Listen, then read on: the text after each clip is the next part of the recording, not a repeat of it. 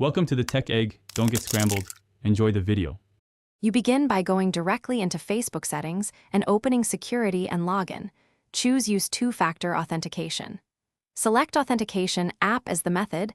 This forces a time-based one-time password. Once done, Facebook will show a QR code and a numeric secret key. You need your phone with Google Authenticator installed to proceed. Make sure to keep Facebook logged in on at least one device while pairing, because you'll use that session to confirm the new Authenticator connection. You now open Google Authenticator and choose Add Account, then scan a QR code or enter provided key.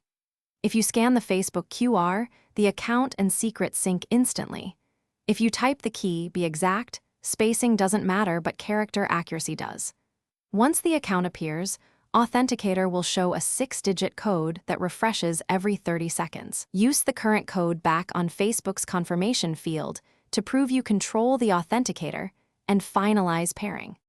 To finish, enter the 6-digit code from Google Authenticator into Facebook's verification box and confirm. Facebook then marks the app as active.